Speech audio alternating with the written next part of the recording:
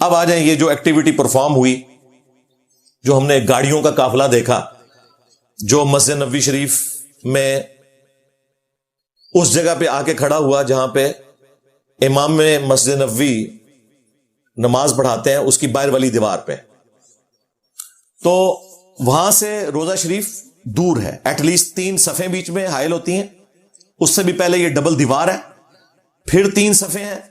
پھر اس کے بعد جالی شریف آتی ہے، اور اس سے بھی پیچھے ایک بڑی دیوار ہے جو عمر بن عبدالعزیز کے زمانے سے بند ہے، اس کے اندر وہ 3 قبریں ہیں۔ قبریں کسی نے نہیں دیکھی ہیں، تابعین کے دور کے بعد سے قبریں سیلڈ ہیں، یہ جو اندر صفائی بھی ہوتی ہے وہ قبروں تک نہیں جاتے ہیں، وہ قبروں کے باہر جو ایک دیوار بنی ہے اس تک جاتے ہیں، اور وہ اوپر تک ہے۔ اس کی وینٹیلیشن کے لیے انہوں نے گنبد خضرا میں ایک روشن دان بھی چھوڑا ہوا ہے، اس اندر والے پورشن کو کوئی نہیں دیکھ سکتا۔ البتہ اس کی انہوں نے ایک تھیوریٹیکل تصویریں سعودی حکومت نے پچھلے دنوں جاری کر دی ہیں، اس میں انہوں نے حجرہ عائشہ سلام اللہ علیہا، اس کے 2 حصے اور قبروں والا حصہ اور ان کی بستر والا حصہ دکھایا ہے۔ آپ کی آنکھوں میں آنسو آ جائیں گے، وہ کتنا چھوٹا سا حجرہ جس میں اما عائشہ سلام اللہ علیہا نے اکیلے 47 ایئرز نبی اسلام کی وفات کے بعد گزارے، اور 58 ہجری میں آپ فوت ہوئی۔ اس تکلیف کا کوئی اندازہ نہیں کر سکتا۔ وہ تصویر اگر آپ ٹاپ ویو سے دیکھیں نا، یعنی یہ اگر جالی شریف ہے، یہاں باب السلام کی طرف سے آپ انٹر ہوئے، یہ باب البقی ہے، یہاں پہ باہر گاڑیاں کھڑی ہوئی ہیں، اور یہ اس طرف جنوب ہے جہاں سے آپ دیکھ رہے ہیں، مشرق اس طرف ہے، مغرب اس طرف ہے، یہاں پر گنبد ہے جسے آپ گرین ڈوم کہتے ہیں، گنبد خضرا، یہاں سے لوگ انٹر ہو کے یہاں سے نکل جاتے ہیں۔ اب گاڑیاں یہاں باہر کھڑی ہوئی، اس کے بعد 3 صفیں ہیں جو میں نے بتایا کہ وہ بعد میں ایڈ ہوئی، ان کے بعد جالی شریف کا پورشن ہے، اور اسی کی سیدھ میں نبی الاسلام کا جو محراب تھا وہ ہے، جو اس وقت ریاض الجنہ کے اندر ہے،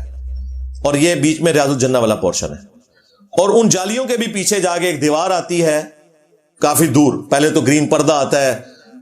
پھر اس دیوار کے پیچھے مبارک قبریں ہیں، ان کا ٹاپ ویو انہوں نے جاری کیا ہے۔ نبی الاسلام کا چہرہ اقدس اس طرف ہے، اس کے تھوڑی دیر بعد حضرت ابوبکر اور پھر سیدنا عمر، ان کے باہر وہ رنگ بنے ہوئے، اس کی سیدھ میں نبی الاسلام کی قبر مبارک، نبی الاسلام کی سینے کی سیدھ میں حضرت ابوبکر کا سر ہے، وہ احتراماً تھوڑا پیچھے کر کے دفنایا گیا، اور نبی الاسلام کی بیک سائڈ پہ دفنایا گیا، اور پھر حضرت ابوبکر کی بیک سائڈ کے اوپر حضرت عمر کی قبر ہے، اور وہ ان کے سینے کی سیدھ میں ان کا سر ہے۔ اس کی وجہ سے یہاں ایک جگہ خالی ہے جہاں پہ سیدنا عیسیٰ علیہ السلام دفن ہوں گے، جو جامعہ ترمذی میں حدیث موجود ہے کہ مسلمان جب انہیں دفن کریں گے تو وہ روضہ شریف میں ان کے ساتھ دفن کیا جائے گا، نبی الاسلام کی قبر مبارک کے ساتھ، وہ ایک جگہ خالی ہے۔ اور اس کے ساتھ پھر ایک چھوٹا سا کمرہ ہے جس میں وہ ایک بیڈ بچھا ہوا ہے، جو سیدہ عائشہ کی ٹوٹل آپ سمجھ لیں کائنات وہی تھی، نبی الاسلام کی وفات کے بعد اسی حجرے میں آپ نے اپنی زندگی گزاری ہے۔ اس کا ٹاپ ویو انہوں نے جاری کر دیا ہے، اور وہ قبریں مٹی کی ہیں، ان کے اوپر سنگریزے ہیں، سنن ابی داؤد میں موجود ہے اور صحیح بخاری میں موجود ہے۔ وہ قبر مبارک 1 بالشت اونچی ہیں،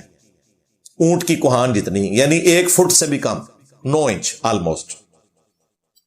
یہ جو مشہور آپ کو قبر نظر آتی ہے نا، وہ ایک جس کے اوپر وہ گرین پگڑی رکھی ہوئی ہے اونچی سی، وہ مولانا روم کی قبر ہے، وہ نبی اسلام کی قبر مبارک نہیں ہے، وہ جعلی پبلک میں عام ہوگی۔ اس وجہ سے پھر سعودی حکومت کو وہ تصویریں نکالنی پڑی کہ لوگوں کو بتایا جائے کہ یار یہ آپ لوگوں نے کس کو نبی اسلام کی قبر شمار کر لیا ہے، یہ اس طرح نہیں ہے جس طرح تم سمجھ رہے ہو۔ اب یہ جو میں نے نقشہ آپ کو بتایا ہے، اس میں جب یہاں باہر آ کے گاڑیاں کھڑی ہوئی ہیں تو گاڑیاں کافی دور ہیں، آلموسٹ آپ سمجھ لیں قبر رسول صلی اللہ علیہ وآلہ وسلم سے وہ 50-60 فٹ دور ہیں، اور اس میں بھی کتنی دیواریں حائل ہیں۔ ان گاڑیوں کی آواز کا روضہ شریف تک پہنچنا امپاسبل ہے۔ ویسے بھی وہ کوئی پاکستانی گاڑیاں نہیں ہیں، نہ کوئی رکشے ہیں، وہ تو کم سپیڈ پہ تو ویسے ہی ہائیبریڈ ہوتی ہیں، تو وہ بیٹری پہ چلتی ہیں، ان کی تو آواز ہی کوئی نہیں آتی، اور اگر ڈیزل پہ بھی چلیں تو وہ نہ ہونے کے برابر ان کی آواز ہوتی ہے، وہ کوئی گستاخی والا پورشن نہیں اس حوالے سے۔ پلس یہ کہنا کہ وہ مسجد کے اندر آگے، تو مسجد وہ ہے ہی نہیں ہے، یہ آخری دیوار ہے، اس کے بعد تو نماز پڑھی نہیں جاتی کیونکہ آپ امام کے آگے کھڑے ہو جائیں گے۔ اسی لیے اس کی سیدھ میں جو باہر والا پورشن ہے اس میں انہوں نے ایک پٹی سی لگائی ہوتی ہے ریڈ کلر کی، اور لکھا ہوتا ہے کہ اس سے آگے آپ نہیں جا سکتے ورنہ آپ کی نماز نہیں ہوگی، کیونکہ آپ امام سے آگے نکل جائیں گے۔ یہ فنائے مسجد ہے، प्रेमिसेस है, ओपन एरिया उन्होंने छोड़ा हुआ है।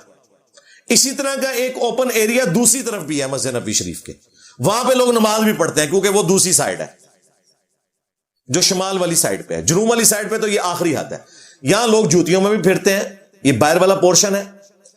ये मस्जिद नबी शरीफ का हिस्सा नहीं है, फनाए मस्जिद है, यानी मस्जिद से मिला हुआ। और हैरान कुन बात, इसके नीचे भी 2-3 फ्लोर हैं। इससे निचले वाले फ्लोर में चले जाएं, जहां गाड़ियां आपको नजर आ रही हैं, इसके नीचे टॉयलेट है। हां जी, उससे नीचे चले जाएं तो एक बहुत बड़ी पार्किंग है, और वो बकायदा वुजू खाने वाला पोर्शन और टॉयलेट, वहां से लिफ्ट भी नीचे जा रही है, आप जा सकते हैं, वहां गाड़ी खड़ी करके ऊपर आ सकते हैं। लिहाजा ये पोर्शन मस्जिद नबी शरीफ का हिस्सा ही नहीं है, और ना यहां पे खड़ी हुई किसी गाड़ी की आवाज अंदर जाती है। रह गए वो जो ऊपर रेड बत्ती जल रही है, तो वो सिर्फ बत्ती जलती है, वो कोई साथ उसके सायरन नहीं बजता, कोई सोच भी नहीं सकता। और ये कोई पहली दफा यहां गाड़ियां नहीं है, ये आती हैं, रोजाना आती हैं। रोजाना हर नमाज के साथ 8-10 जनाजे पढ़े जाते हैं, क्योंकि मदीना शरीफ और उसके गिर्द जितने लोग फौत होते हैं उनके जनाजे मस्जिद नबी शरीफ में ही होते हैं। लोगों की ख्वाहिश होती है, तो वो जो जनाजे की गाड़ियां वो रेगुलरली वहां आती हैं। इसके अलावा जो सफाई वाली गाड़ियां हैं वो भी बैटरियों के ऊपर चलने वाली, दूसरे हुक्मरान जब जाते हैं उन्हें गाड़ियों में इस तरीके से ट्रैवल करवाते हैं।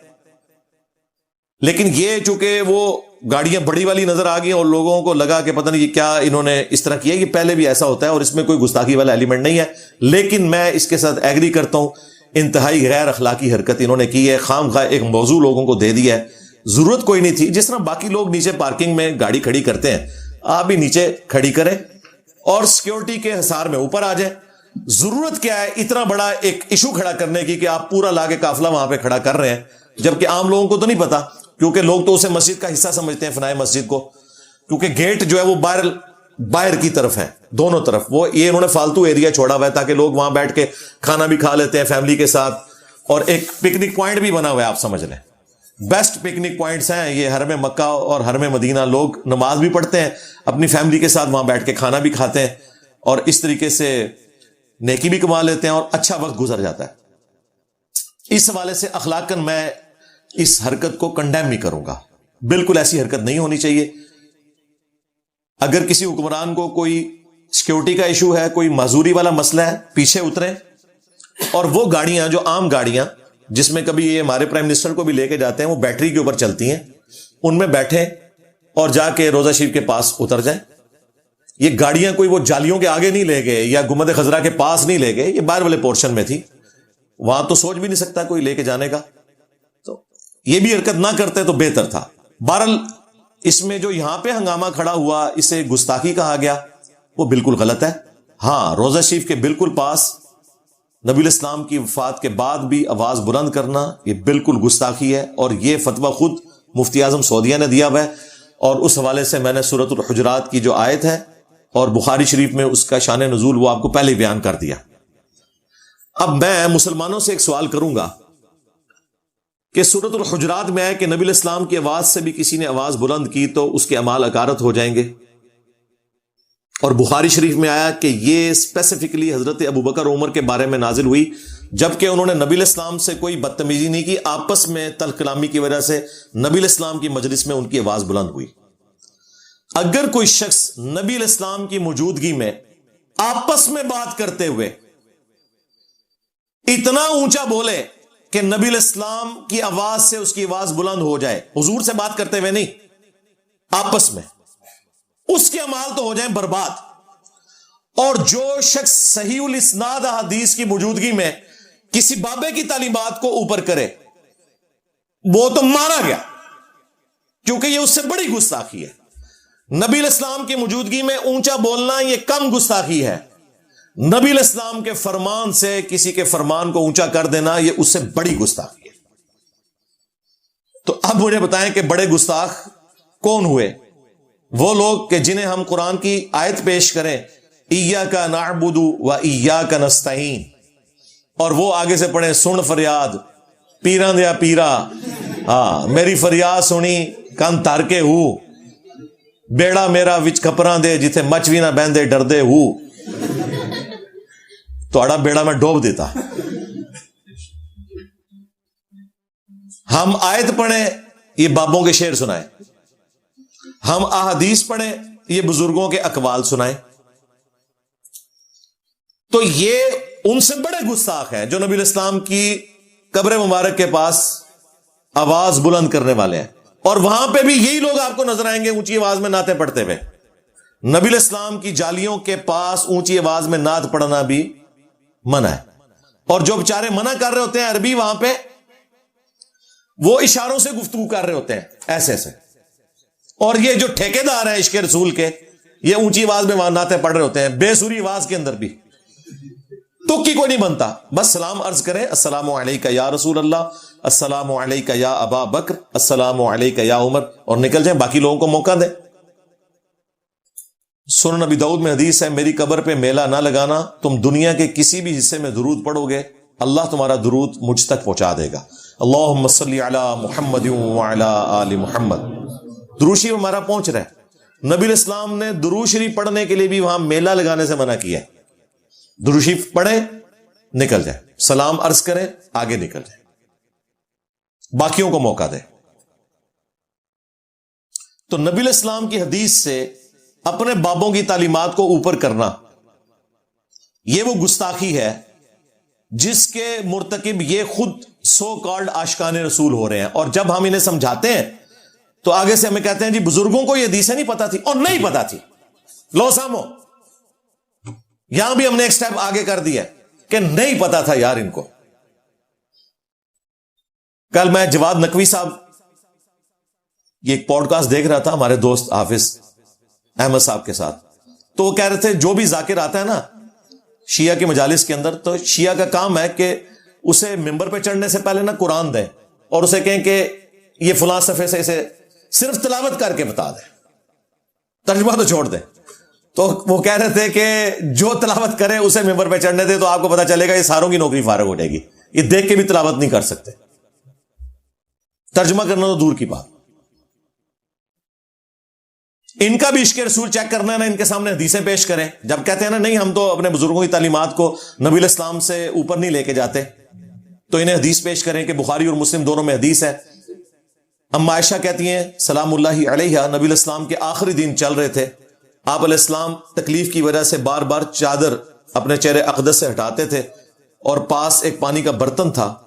اس سے ہاتھ گیلے کر کے اپنے بخار کو ٹھنڈا کرتے تھے، اور بار بار یہ کہتے تھے لعن اللہ الیہود والنصارى، اللہ کی لعنت ہو یہودیوں پر اور نصرانیوں پر، اتخذوا قبور انبیائہم مساجدا، انہوں نے اپنی نبیوں کی قبروں کو سجدہ گاہ بنا لیا تھا۔ اور اما عائشہ کہتی ہیں کہ اگر ہمیں یہ ڈر نہ ہوتا، اسی حدیث میں آخر میں آتا ہے کہ لوگ رسول اللہ کی قبر پہ سجدے شروع کر دیں گے، تو ہم نبی الاسلام کی قبر مبارک کو اوپن چھوڑ دیتے، یعنی حجرے کی دیوار گرا دی جاتی تاکہ لوگ جب چاہیں بغیر اجازت کے بھی حاضری دیں۔ لیکن ہمیں خطرہ تھا، اور نبی الاسلام ہمیں ڈرا رہے تھے کہ میری قبر کے ساتھ وہ کچھ نہیں کرنا جو یہود و نصارہ نے اپنے انبیاء کی قبروں کے ساتھ کیا۔ اور یہاں یہ کہہ رہے ہیں جی شرک ختم ہو گیا ہے، وہ آپ میری ویڈیو دیکھ لیں،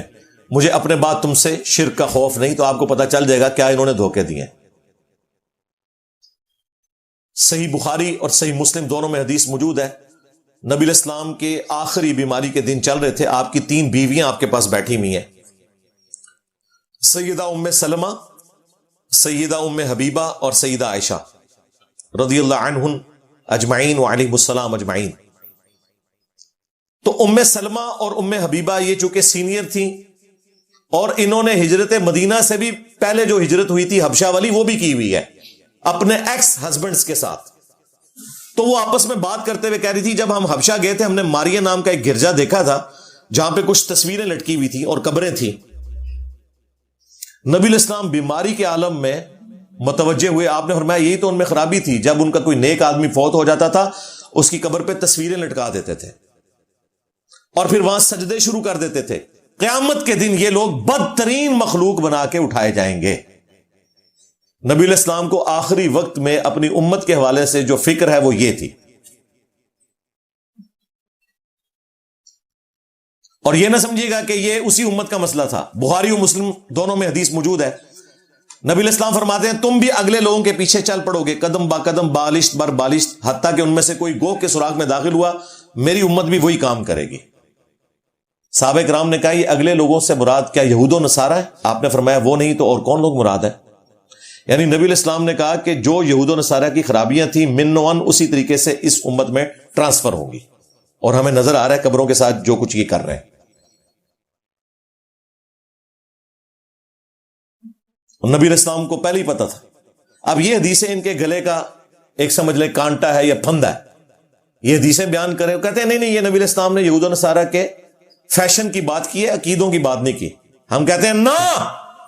اس حدیث کا شان ارشاد بھی موجود ہے، جس طرح قرآن کا شان نزول ہوتا ہے، وہ جامعہ ترمذی میں ہے۔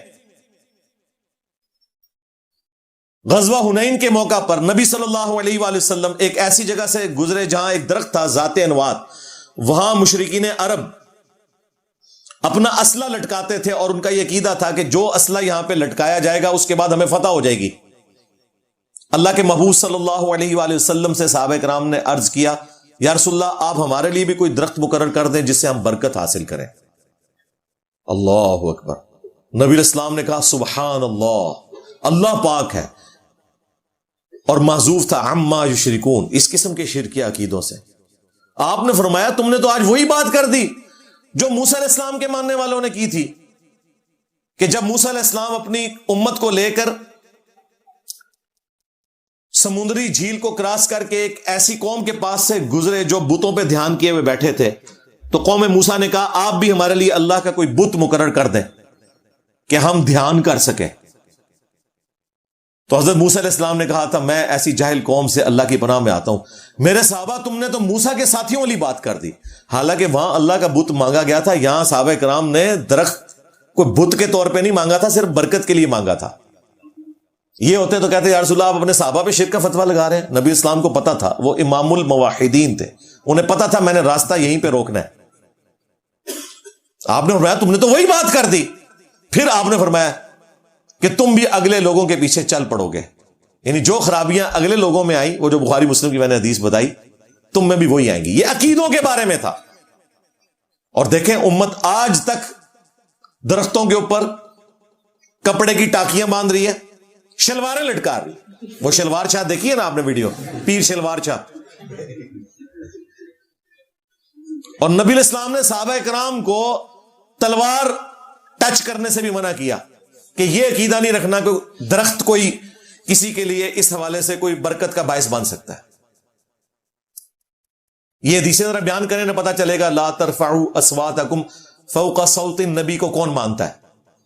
یہ بھی پتہ چل جائے گا۔ یہ ٹیسٹر لگائیں۔ صحیح مسلم میں حدیث ہے، نبی علیہ السلام نے اپنی وفات سے 5 دن پہلے جندب رضی اللہ تعالیٰ عنہ کہتے ہیں یہ وصیت کی کہ دیکھنا خبردار تم میں سے اگلے لوگوں میں اگر کوئی نیک آدمی یا وقت کا پیغمبر فوت ہو جاتا تھا، اس کی قبر پہ لوگ سجدے شروع کر دیتے تھے، میں تمہیں اس کام سے منع کرتا ہوں۔ مسند احمد میں حدیث ہے اللہم لا تجعل قبری وثنا یعبد، اے اللہ میری قبر کو وہ بت نہ بننے دینا کہ لوگ اس کی عبادت شروع کرتے ہیں۔ نبی علیہ السلام نے اپنی قبر مبارک کو بت کہہ دیا، وہ قبر جو ہمیں اپنے ماں باپ اولاد سب لوگوں سے بڑھ کر عزیز ہے، اس پلانٹ ارتھ پہ اس سے زیادہ بابرکت جگہ کوئی نہیں ہے، لیکن اگر اس کی بھی عبادت ہوگی تو نبی علیہ السلام نے اپنی قبر کو کہہ دیا کہ بت تو تواڈے بابیاں دی قبراں تے شے ہی کوئی نہیں، اتنے تو ویسے ہی کتے پھر رہے جی آج کل، ہاں مجاور ہٹاؤ تو پھر کتے آ جان کے جے۔ وہ ویڈیو دیکھی ہمارے اسٹوڈنٹ نے چڑھا دی ہے۔ اچھا اس ویڈیو کا یہ فائدہ ہوا ہے کہ اب اس بازار کی صفائی کر کے انہوں نے بالکل فٹ کر دیا، اس نے کتے دکھا بھی دیے کہ دیکھو